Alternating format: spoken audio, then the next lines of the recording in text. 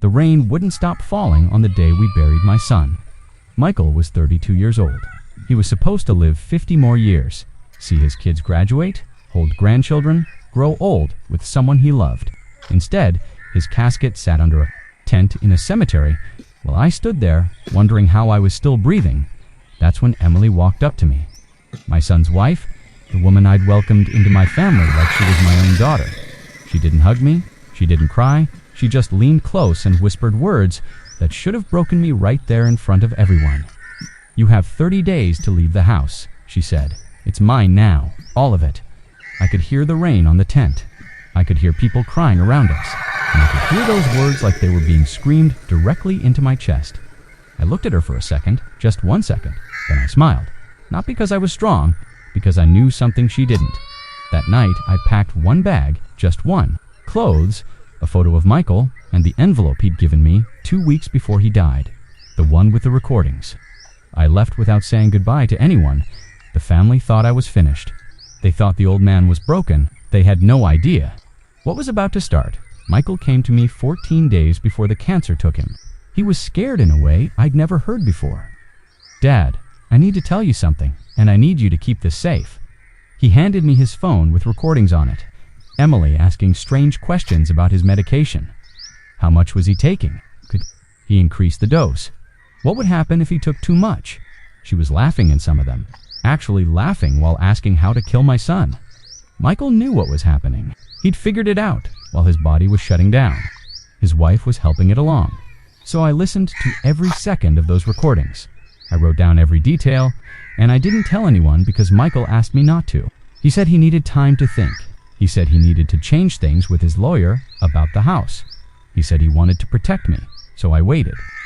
I held those recordings like they were made of glass because I knew they were evidence, and I knew someday they'd matter. The motel I stayed at cost $40 a night. The walls were thin. The bed smelled like old cigarettes and regret. I didn't sleep much. Instead, I made phone calls. To the police, to a lawyer, 2 people I'd worked with during my 30 years as a construction contractor, people I'd built trust with, people who believed me. The next morning, Emily was sitting in my kitchen like she already owned it. She was on the phone with her sister, laughing. The old man just walked away with one bag. Can you believe it? She kept saying it over and over, like I was already gone from her mind. Then the doorbell rang. 2 police officers stood there with their hands on their belts and serious. "Faces, ma'am. We need to speak with you about the death of Michael Thompson. We have evidence suggesting it wasn't from natural causes." Emily's face changed so fast it was like watching someone turn to stone in real time. The color just drained out. Her hand went to her chest.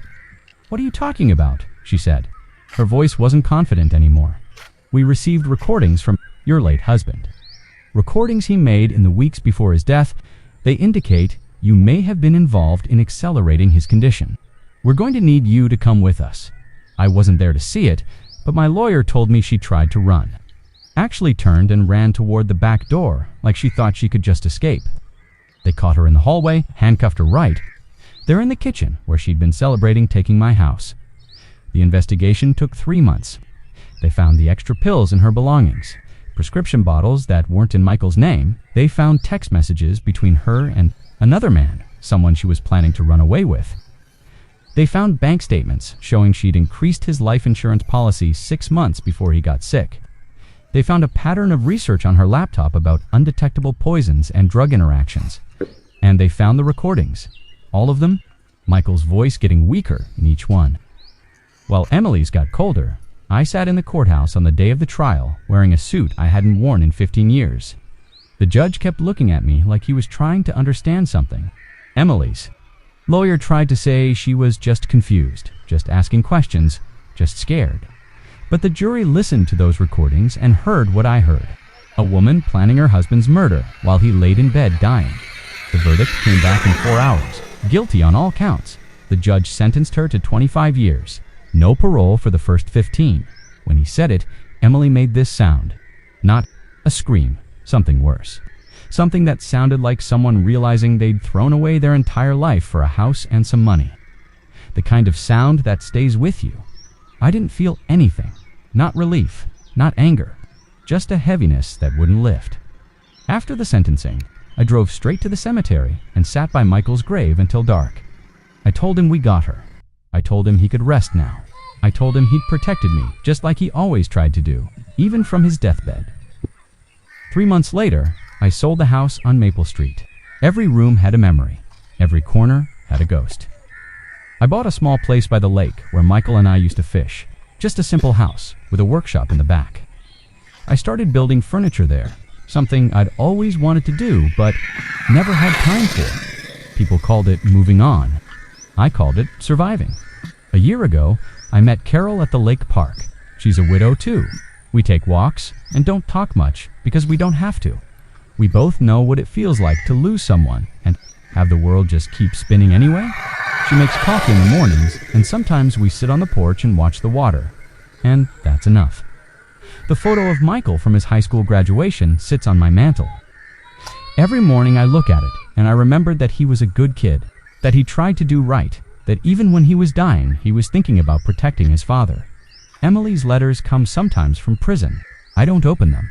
My lawyer says she wants to apologize, wants forgiveness, wants to explain. But some things don't need explaining. Some people don't deserve forgiveness just because they ask for it. What they deserve is exactly what they got. Time to think about what they did, years and years of it. To every father watching this, hear me when I say this. The quiet things you do matter. Staying calm matters. Gathering evidence instead of yelling matters. Letting the truth do the work, instead of trying to do it yourself, matters. I could have marched into that police station the day after Michael died. I could have screamed and demanded justice, but I did something harder. I waited, I documented, I stayed patient, and justice came anyway. Emily thought she won the moment. I smiled and walked away with one bag. She didn't know that my son had already protected me from beyond the grave. That those recordings were going to bring her down. That quiet fathers sometimes see things other people miss. I'm 67 now. My hands are rough from woodworking. I sleep better than I have in years. And I visit Michael every month, bring flowers, and tell him everything. The lake house is full of peace now. Carol's laughter. The smell of fresh wood in the workshop, neighborhood kids learning to build things, and somewhere in a prison cell, Emily is learning that there's no escape from your own choices. That's the best justice of all.